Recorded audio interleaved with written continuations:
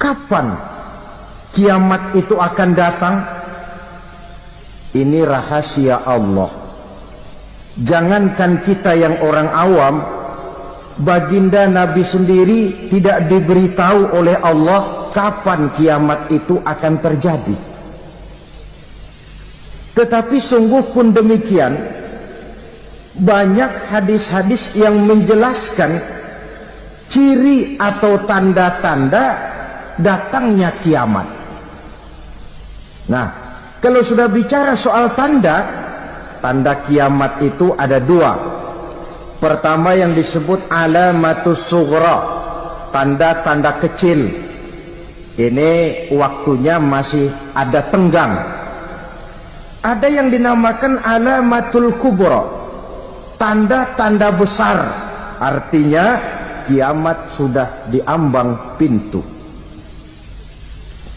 Apa tanda-tanda kecil dari datangnya hari kiamat itu?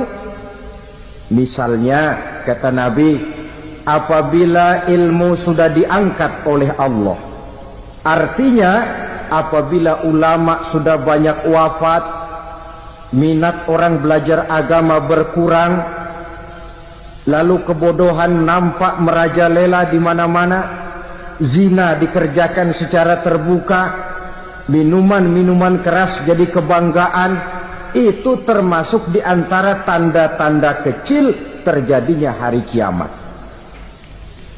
Apalagi misalnya iza waladatil ammatu rabbataha, apabila budak sudah melahirkan tuan. Apa maksudnya? Ada yang mentafsirkan apabila anak sudah bisa membudaki orang tuanya. Orang tua yang melahirkan dia, yang membesarkan dia, demi setelah si anak besar jadi orang berpangkat, bertitel, berharta, berkedudukan, jadilah orang tua itu budaknya. Sehingga sering dibilang kalau orang tua kaya, anak jadi raja. Tapi kalau anak yang kaya, orang tua sering jadi budak. Apalagi munculnya fitnah yang bergelombang, timbul perang antara dua bangsa yang besar, waktu berjalan terasa sangat pendek sekali. Itu merupakan tanda di antara tanda-tanda kiamat. Termasuk di dalamnya sulit membedakan mana laki, mana perempuan. Kan kalau tanda-tanda kayak begini sekarang sudah banyak kita lihat kan. Ulama banyak wafat, penggantinya sulit. Zina dikerjakan berterang-terangan, minuman keras jadi kebanggaan, banyak anak membudaki orang tuanya, sulit membedakan mana laki mana perempuan. Kadang-kadang dari belakang kita lihat perempuan bener, begitu kita colek nengok jenggotan.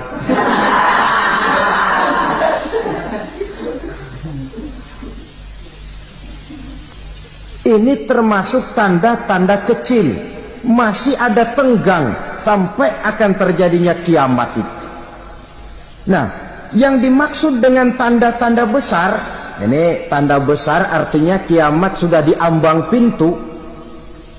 Pertama, matahari terbit dari sebelah barat. Apabila matahari sudah terbit dari arah sebelah barat, tertutuplah sudah pintu taubat.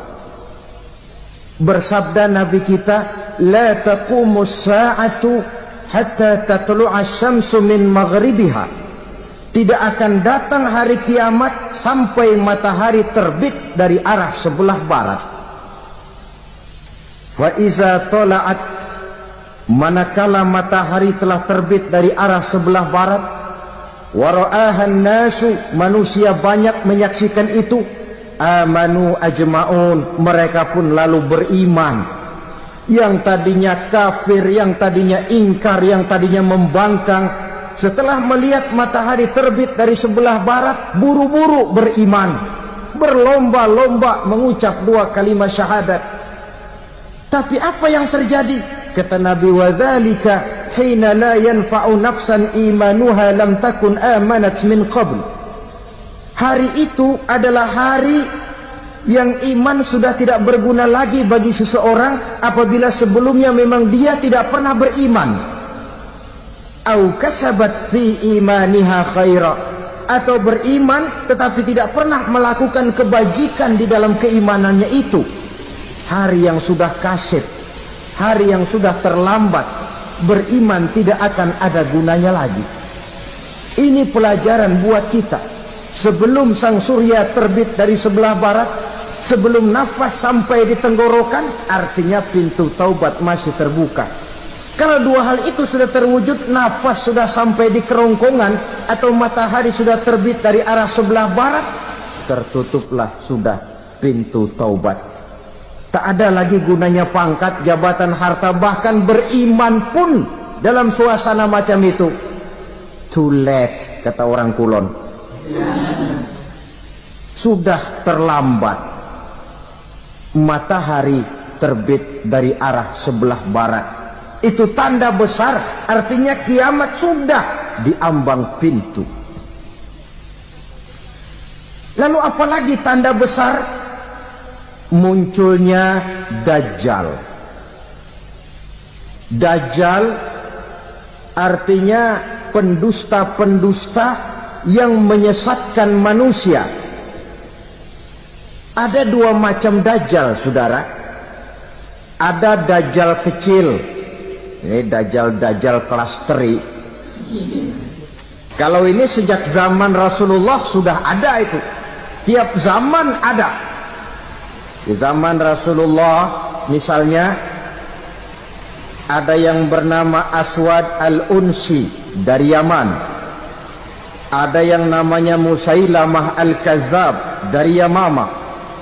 Ada yang namanya Ibnu Sayyad dari Madinah. Ini Dajjal di zaman Rasul. Musailamatul Kazzab memproklamirkan diri jadi nabi dia.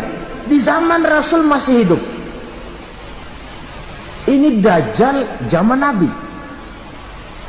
Di zaman sahabat muncul Dajjal. Di zaman kita sekarang ini Dajjal pun gentayangan. Dajjal kelas teri.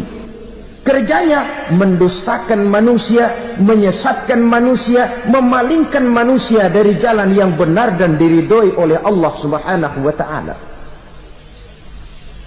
Adapun yang merupakan tanda besar dari datangnya kiamat, Dajjal kelas kakap. Pembohong-pembohong besar yang menyesatkan masyarakat manusia berpaling dari jalan Allah mengikuti jalan mereka. Apa sih ciri Dajjal itu? Kata Nabi dalam hadis Bukhari Muslim, Inna Dajjala, sesungguhnya yang namanya Dajjal itu yakhruju, satu saat akan muncul mendekati hari kiamat.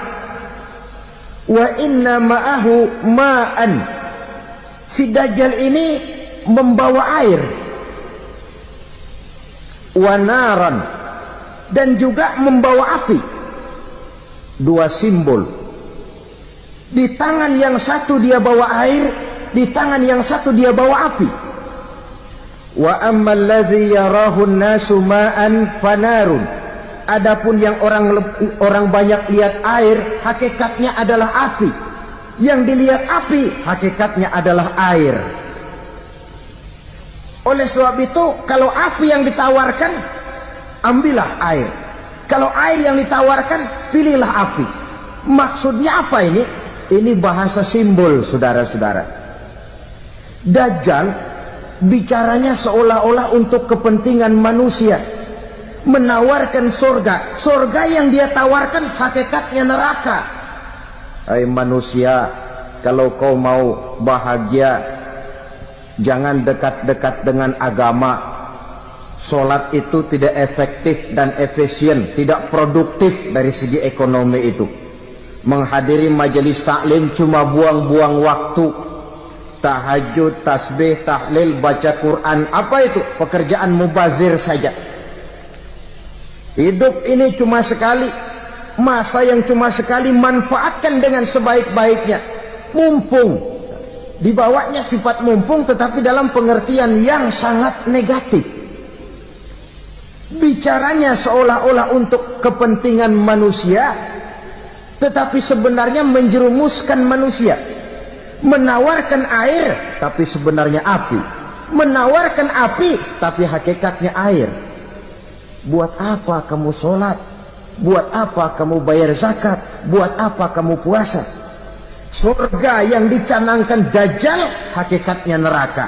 Neraka yang digambarkan Dajjal pada dasarnya adalah surga. Jadi memutarbalikkan fakta itu kerjaan Dajjal. Yang hak jadi batil, yang batil dibilang hak, yang benar jadi salah, yang salah malah jadi benar. Tuntunan disuruh jadi tontonan, tontonan malah menjadi tuntunan. Itu pekerjaan Dajjal profesinya. Zamannya Nabi Adam, Dajjalnya kan iblis. Betul? Betul. Apa sih gang kerayuan iblis itu? Allah setelah menciptakan Nabi Adam kan bilang, Adam, kau dan istrimu Hawa tinggal di surga ini. Seluruh fasilitas yang ada di surga persilahkan kau nikmati. Satu yang tidak boleh, jangan coba-coba dekati pohon khuldi. Dekat saja jangan, apalagi sampai memetiknya. Datang Dajjal yang namanya iblis ini. Adam, kamu tahu nggak kenapa tidak boleh makan buah khuldi? Ya nggak tahu, pokoknya saya dilarang. Bodoh kamu Dam. Khuldun artinya kekal. Kalau kamu makan itu buah, kau akan kekal di surga buat selamanya. Allah tidak kepengen, maka dilarang kamu makan buah khuldi. Kalau kau ingin kekal di surga Adam, makan saja. Saya bicara begini ini untuk kepentingan kamu Adam. Ini kan ciri-ciri Dajjal. Bicaranya sih seolah-olah untuk kepentingan Nabi Adam, hakikat sebenarnya menjerumuskan Nabi Adam supaya ingkar dan melanggar larangan dari Allah Subhanahu wa ta'ala. Jadi setelah muncul Dajjal, timbul kekacauan-kekacauan di masyarakat. Banyak yang terpengaruh, terpedaya dan terpesona. Termasuk mereka yang memproklamirkan diri jadi nabi. Mereka yang memproklamirkan diri jadi rasul di zaman sesudah Rasulullah wafat, itu adalah Dajjal-Dajjal. Maka saya ingatkan, kalau di zaman kita sekarang ini ada orang ngaku jadi nabi, ada orang ngaku jadi rasul, biar bahasa Arabnya kental,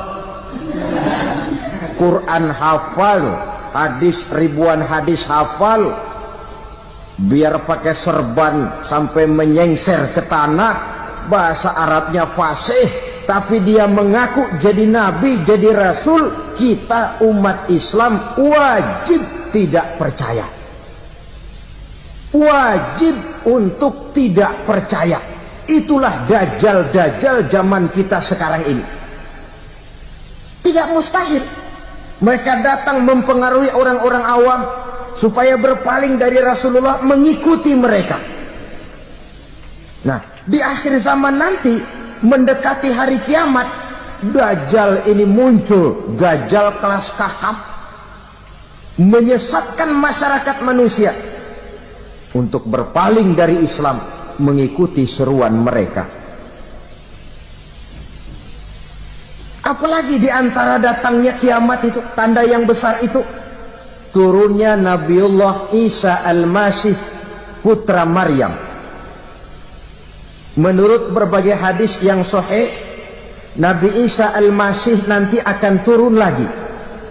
Tidak membawa risalah yang baru, tapi meluruskan risalah Islam ini yang telah banyak ditinggalkan oleh masyarakat.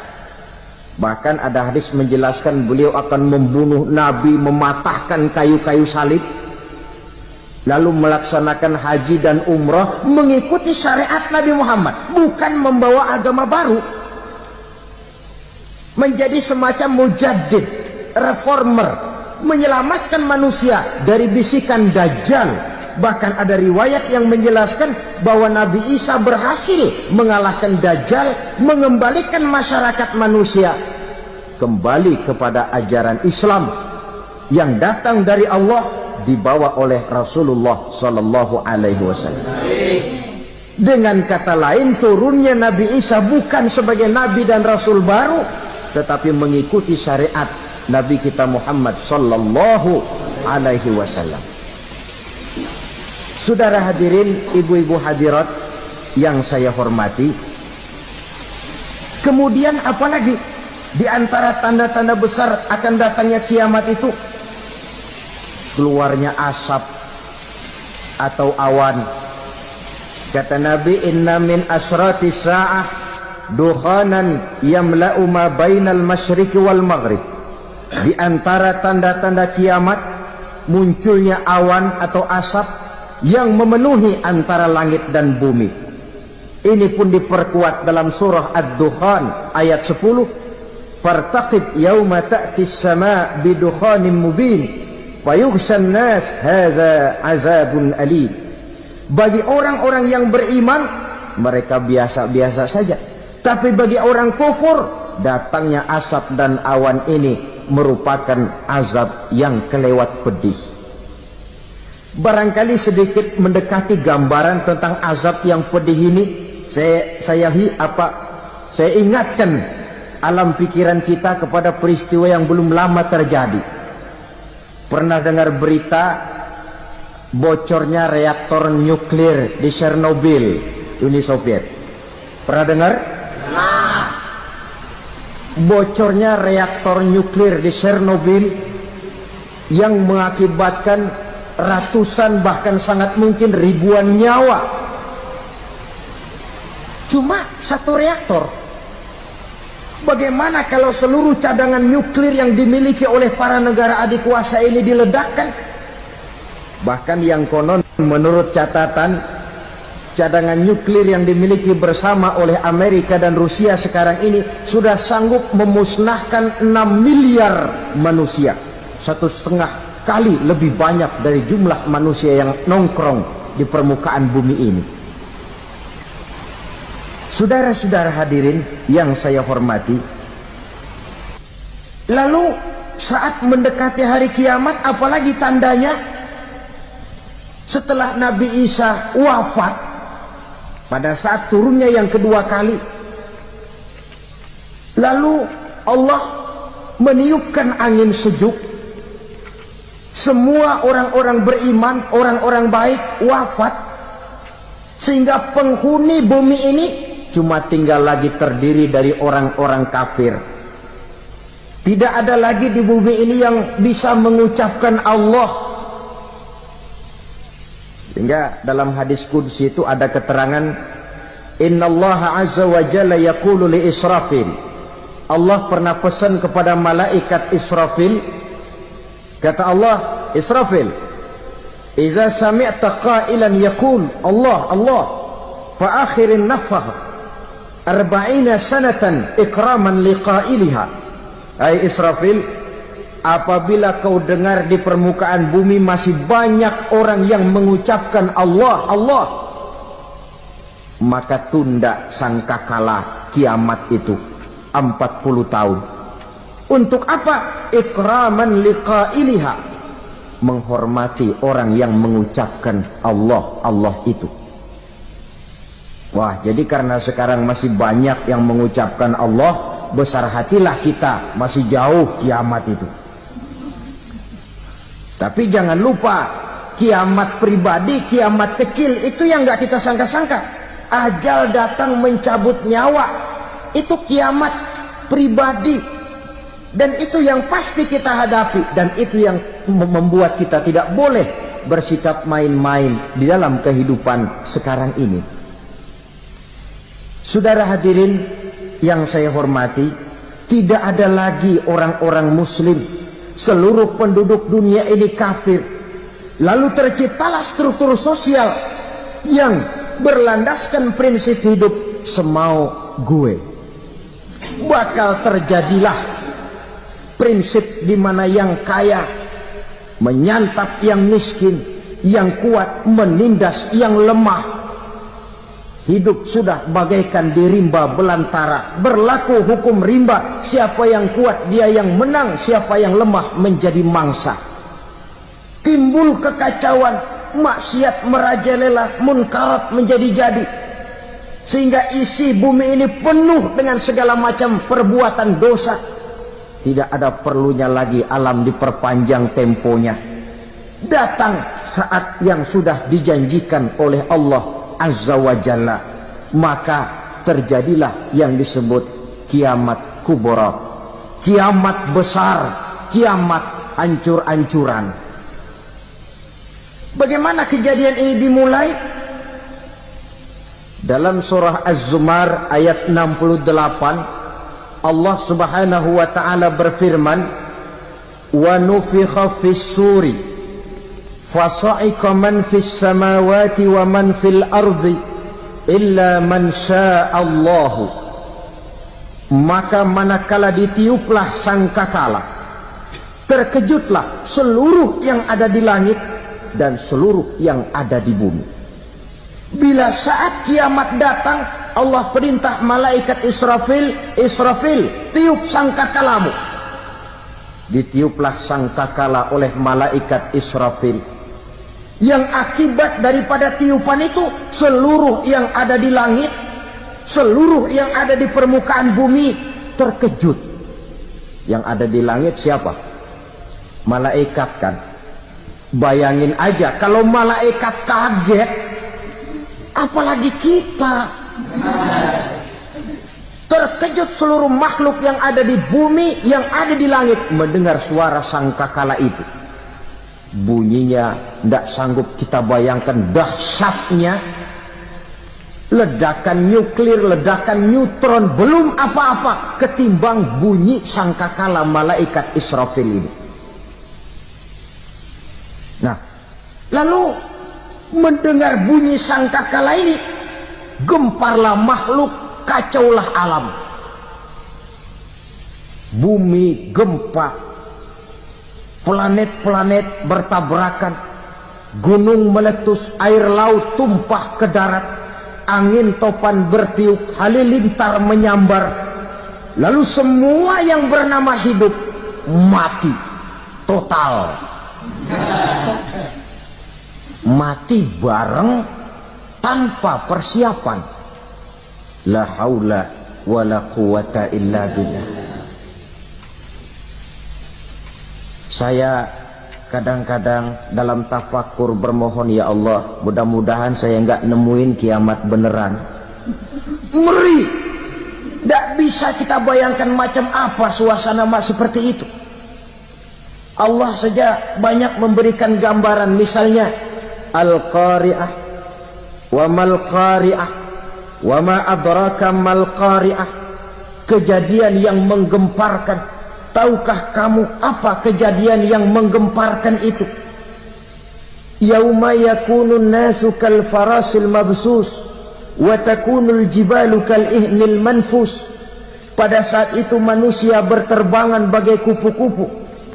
Gunung berterbangan seperti kapas ditiup angin. Gunung saja macam kapas, konon lagi manusia.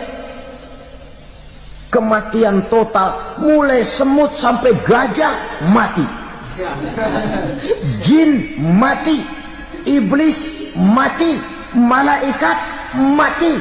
Malaikat saja mati. Saudara hadirin yang saya hormati, kematian total yang tanpa persiapan. Orang bilang, Pak, kalau mati bareng begitu yang repot malaikat maut dong ya.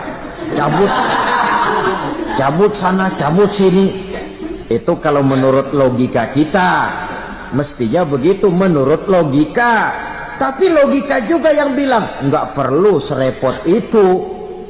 Sebab untuk mematikan listrik di wilayah DKI, di wilayah Jakarta, nggak perlu tiap rumah didatengin matiin ya lama. Cukup dari kantor pusatnya saja PLN tekan satu tombol, gelaplah seluruh Jakarta. Saudara hadirin yang saya hormati, kematian total. Lalu setelah kematian total, planet-planet juga mati, dalam arti tidak bergerak dan beredar. Angin mati, dalam arti tidak bertiup. air mati, dalam arti tidak ada riak gelombang, pokoknya semua mati. Kullu nafsin za'iqatul maut, semua yang bernafas mati. Dalam ayat lain, kullu man 'alaiha fan, semua yang ada di permukaan bumi fana, yang kekal cuma Allah subhanahu wa ta'ala. Yang paling belakang mati malaikat maut dan malaikat Israfil, tapi mati juga sesuai dengan janji Allah. Menurut hadis Bukhari Muslim dari Abi Hurairah, masa tenggang waktu antara kematian total pada tiupan sangkakala pertama dengan proses kebangkitan pada tiupan sangkakala kedua 40 lamanya. Tidak dijelaskan oleh Abi Hurairah 40 jam, apa 40 hari, apa 40 tahun. Hadis-hadis cuma menyebutkan 40 saja. Sunyi alam, yang tinggal cuma Allah saja lagi.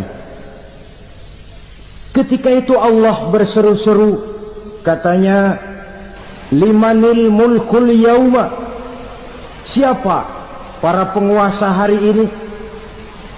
Mana itu raja-raja dan penguasa yang dulu mengaku jadi Tuhan?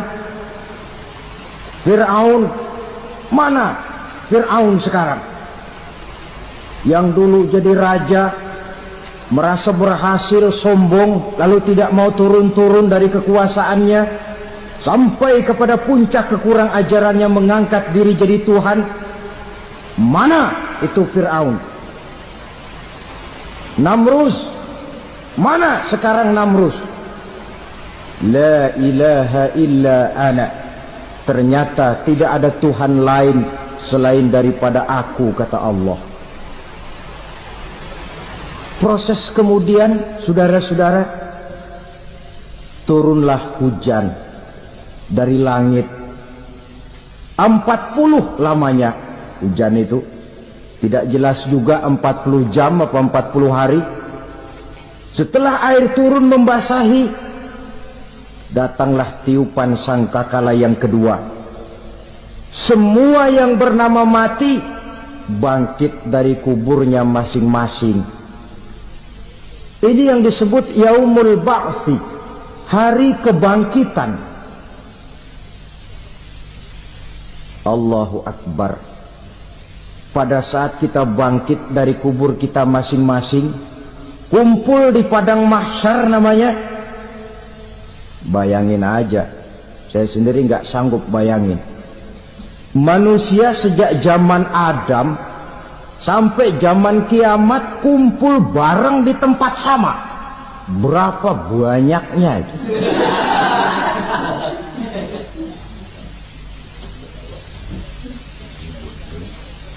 Dan yang luar biasa, menurut satu riwayat, pada saat bangkit itu, Masya Allah, roman muka kita berubah,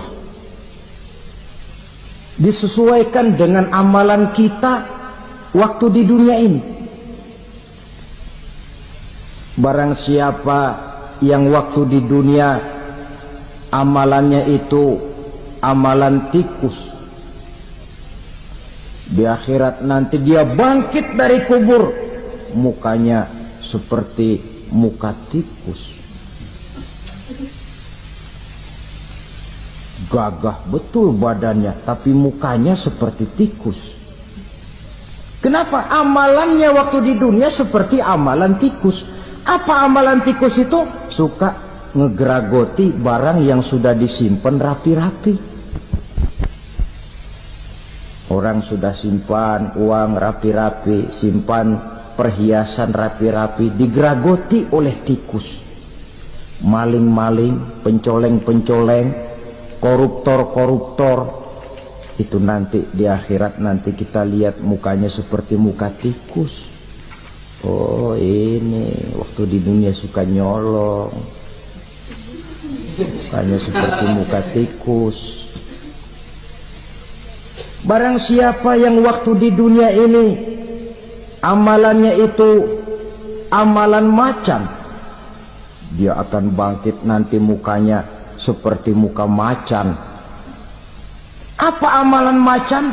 Macan itu amalannya menang-menangan. Orang yang mau menang saja nggak mau mengalah. Coba lihat di hutan. Kenal hutan nggak? Di hutan, raja hutan di mana-mana pasti macan. Betul kan? Betul. Padahal hutan belum pernah bikin pemilihan umum. Tapi macan tidak peduli ada pemilihan umum apa tidak, pokok saya raja. Sebab apa? Macan jadi raja itu bukan karena benar, tapi karena kuat jadi raja. Setelah dia jadi raja, rakyat hutan yang mesti dilindungi malah dimakan oleh raja macan. Kambing rakyat hutan dimakan oleh macan. Ayam rakyat hutan dimakan oleh macan. Itu nanti kita lihat di akhirat itu mukanya seperti muka macan, gagah betul. Lalu barang siapa yang di dunia ini amalannya itu seperti amalan anjing, nanti dia punya muka seperti muka anjing. Apa amalan anjing? Pertama, anjing itu kalau disuruh jaga rumah, dia tidak bisa membedakan mana maling, mana tamu. Biar yang datang maling, kalau bawa tulang, anjing kalem. Yang kedua, anjing itu akan setia kepada siapa saja yang memberinya roti. Siapa yang memberinya roti, itulah majikannya. Apa kata majikannya, pasti dia laksanakan. Soal benar atau salah, dia tidak peduli. Setelah anjing dapat roti, dia tidak punya pilihan lain kecuali bilang, abdi mah kumaha juragan wae ayeuna mah.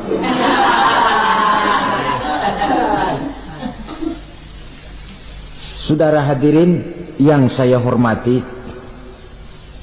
berkumpul di padang mahsyar, tiap orang sibuk dengan persoalannya masing-masing. Matahari waktu itu didekatkan oleh Allah, panas luar biasa.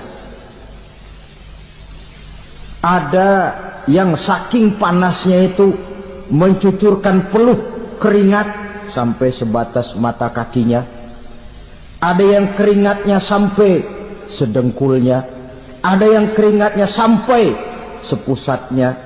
Ada yang keringatnya mengalir sampai sebahunya. Ada yang kelelap oleh keringatnya sendiri, sementara orang di sampingnya nggak apa-apa. Bergantung lagi amalan dia waktu di dunia ini. Saudara-saudara, sebagian orang dalam kepanikan padang mahsyar berombong-rombong datang mereka menghadap Nabi Adam. Ya Adam, anta abal bashar. Hai Adam, Tuhan adalah bapak moyang manusia. Kami sebentar lagi akan disidang, dimintakan pertanggungan jawab. Tolonglah kami, hai Adam. Kata Nabi Adam, jangankan nolongin sampean, saya sendiri tanggung jawab di hadapan Allah. Ketika dulu tidak boleh makan khuldi, saya serobot. Sudahlah, urus diri masing-masing saja, nafsi. Begitu kata Nabi Nuh, begitu kata Nabi Ibrahim. Tiap orang bertanggung jawab sendiri-sendiri. Ketika itulah saudara-saudara, nikmatnya menjadi umat Nabi besar Muhammad sallallahu alaihi wasallam. Sebab apa?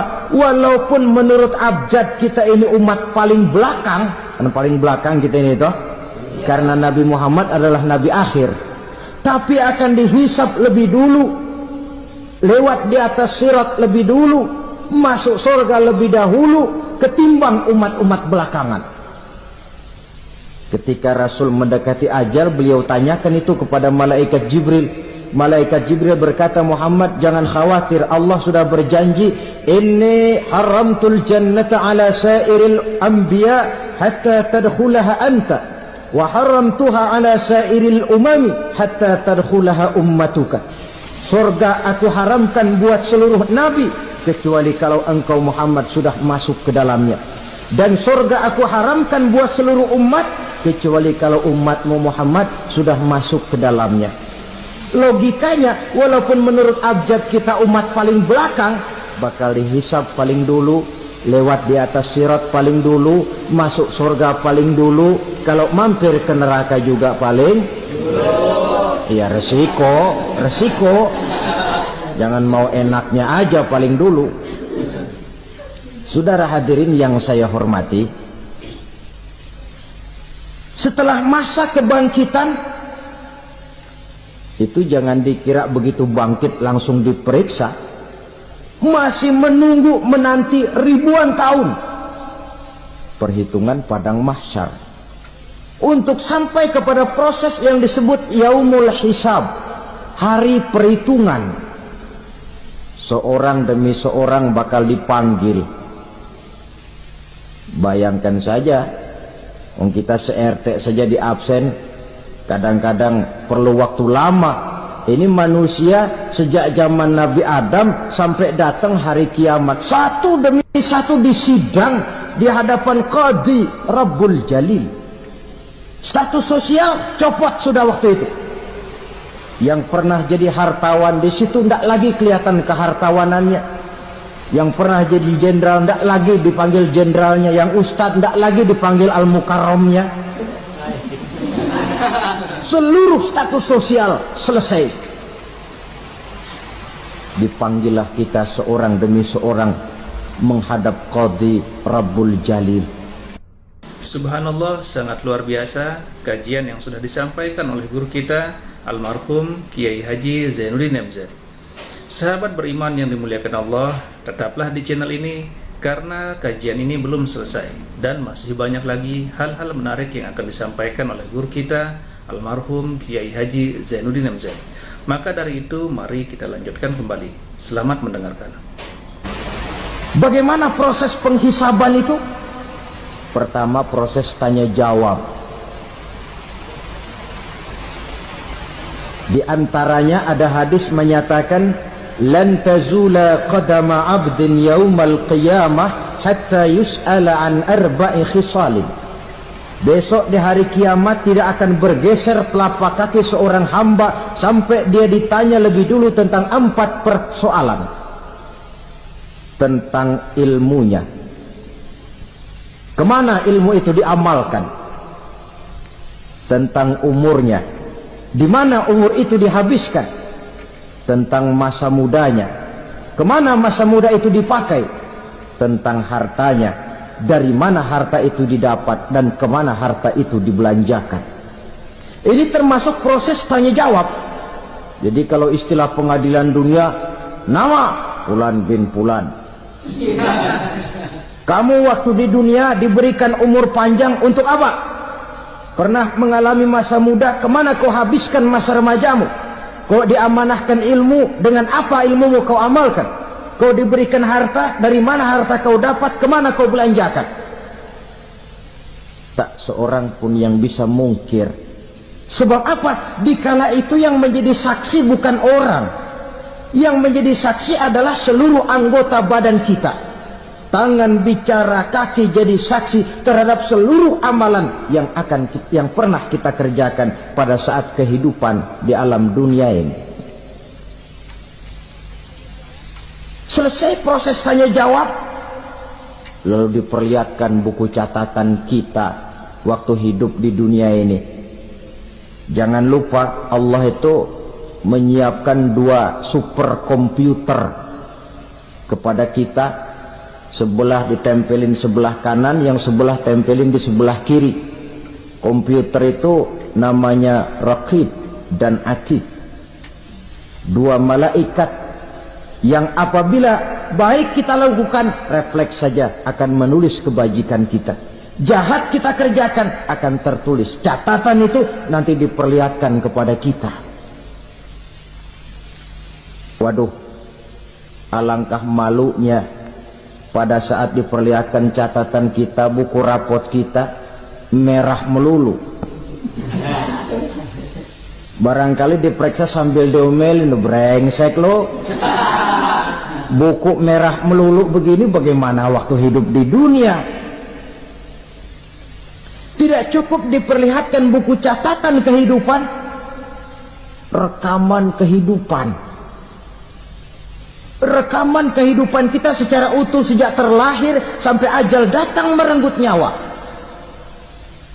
Barangkali mirip dengan video sekarang ini, di mana terekam dengan baik seluruh kegiatan kita sejak yang sekecil-kecilnya sampai kepada yang sebesar-besarnya. Untuk kemudian kita pun menerima balasan. In khairan fa khairun wa in syarran fa syarrun. Kalau baik ya baik balasannya, kalau jahat ya jahat juga balasannya. Catatan-catatan kita diberikan. Kalau banyak kebajikannya diberikan di tangan kanan dengan cara yang halus. Kalau banyak kejahatannya diberikan dari sebelah kiri atau dilempar dari belakang. Itulah sebabnya sejak di dunia ini kita sudah mohon kepada Allah. Ketika berwudu membasuh tangan kanan, apa kita bilang? Allahumma a'tini kitabi biyamini wa hasibni hisaban yasira. Ya Allah, berikan saya kitab di tangan kanan, dan kalau saya memang perlu dihisap, hisaplah saya yang seringan-ringannya. Tangan kiri berlindung kita kepada Allah, jangan sampai diberikan kitab di tangan kiri atau dari arah sebelah belakang. Wa a'udzubika an tu'tiya kitabi bishimali aw min wara'i zuhri, dari arah sebelah belakang. Na'udzubillah min dzalik.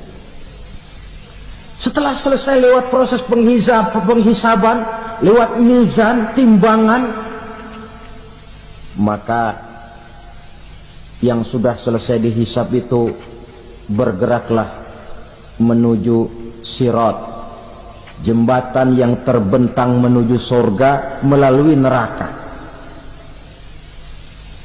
Saudara-saudara, panjangnya perjalanan sirat itu memakan waktu ratusan tahun. Tetapi orang yang lewat di atas sirat pun macam-macam, bergantung amalannya ketika di dunia ini. Ada yang lewat di atas sirat itu kal barkil khatib, seperti kilat yang menyambar, lep, sudah sampai dia di surga. Cepat bukan main. Ada yang lewat di atas sirat itu seperti orang lari-lari.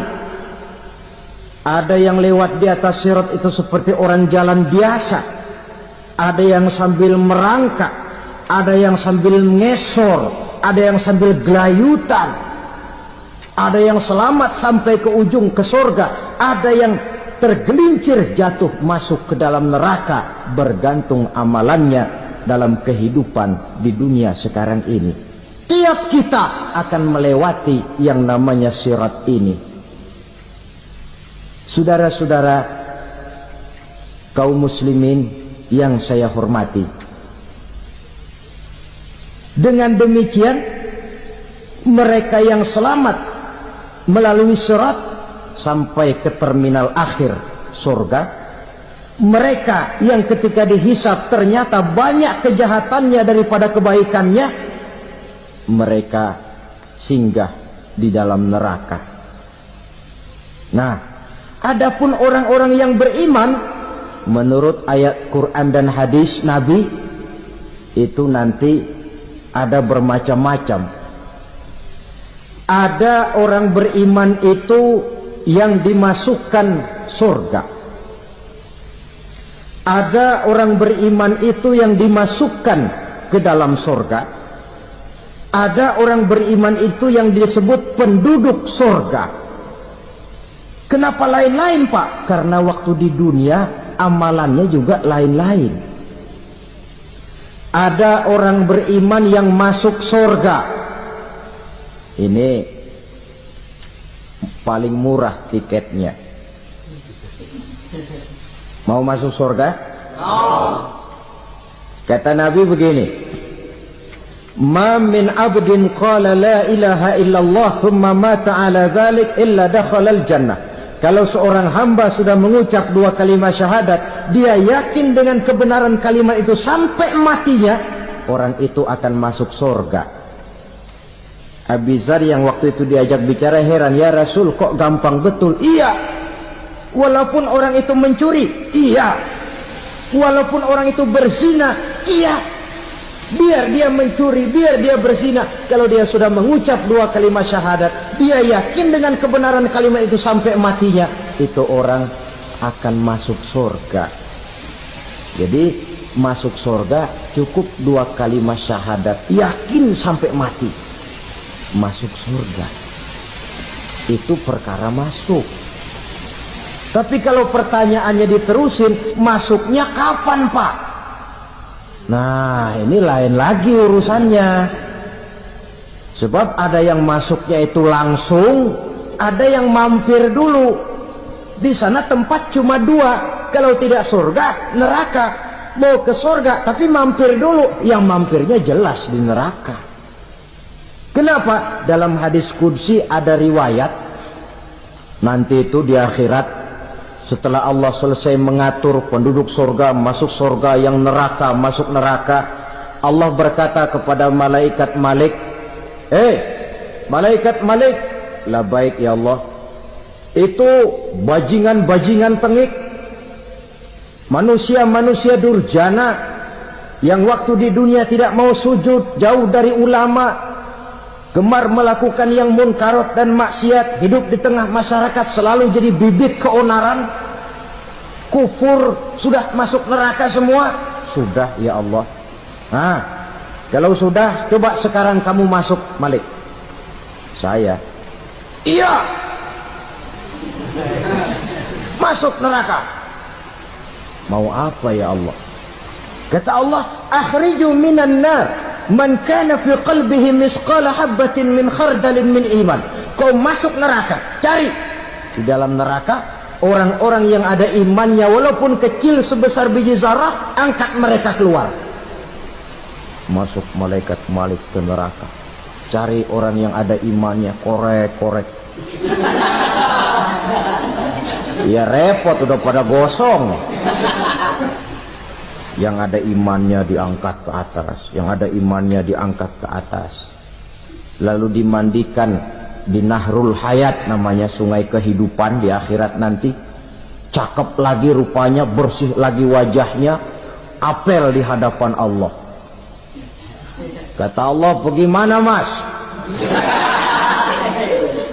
Kapok nggak sampean?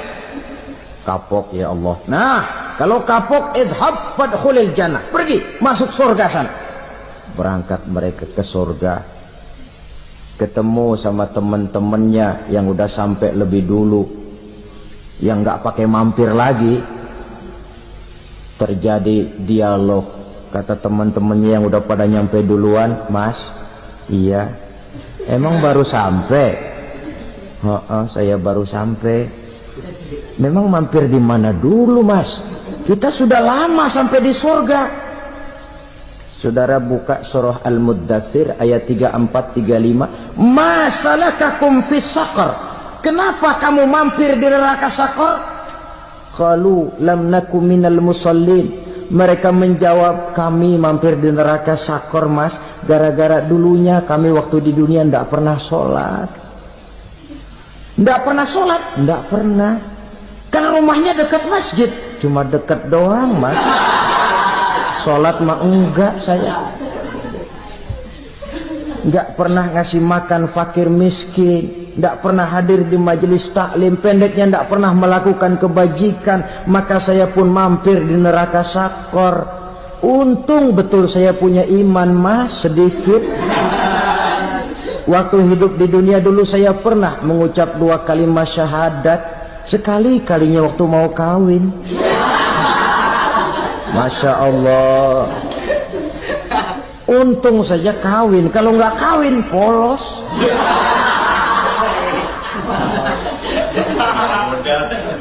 Itu juga pengulu sudah setengah mati ngajarin.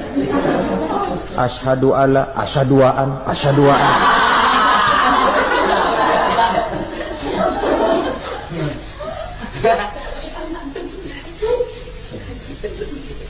Ini namanya masuk surga, ada mampir dulu. Ada pula orang mukmin itu yang dimasukkan surga. Namanya dimasukkan kan terima beres. Saya masuk ke rumah, jalan sendiri, cari tempat sendiri. Saya dimasukkan ke dalam rumah, terima beres, pokok ada di dalam, itu dimasukkan namanya. Nggak pakai mampir. Tapi tentu tiketnya lebih mahal ketimbang yang pertama tadi. Apa kata Allah? Innal ladzina amanu wa amilus salihat la ukaffiranna anhum sayyi'atihim wa la udkhilannahum jannah. Sesungguhnya orang-orang yang beriman kemudian beramal soleh, kami hapuskan segala dosa dan kesalahannya, kami masukkan mereka ke dalam surga. Lihat ayatnya, Allah yang memasukkan, kita yang dimasukkan. Tidak pakai transit, tidak usah mampir. Cuma tidak cukup syahadat, tidak cukup amanu, tapi diiringi dengan wa'amilus salih. Iman, amal. Tidak cukup syahadat, lalu dibuktikan dia sholat, dia zakat, puasa, lalu dia melakukan berbagai macam kebajikan. Ini yang menyebabkan dia tidak pakai mampir di tempat yang bernama sakor. Lalu ada pula orang mukmin itu yang disebut penduduk surga. Wah, ini sudah VIP ini. Ashabul jannah, penduduk surga. Siapa mereka? Kata Allah, innal ladzina amanu summa istaqamu fala khaufun 'alaihim wa la hum yahzanun ulaika ashabul jannah hum fiha khalidun. Sesungguhnya orang-orang yang beriman lalu istiqamah, tetap dalam melaksanakan perintah Allah, tidak goyah, tidak labil tapi stabil, istiqamah, mereka tidak takut dan tidak bersedih hati. Merekalah penduduk surga. Iman, istiqamah. Tidak punya duit, sembahyang. Banyak duit, sembahyang. Miskin, sembahyang. Kaya, tetap sembahyang. Istiqamah. Kadang orang kalau susah rajin ke masjid, banyak duitnya ngelihat masjid melengos.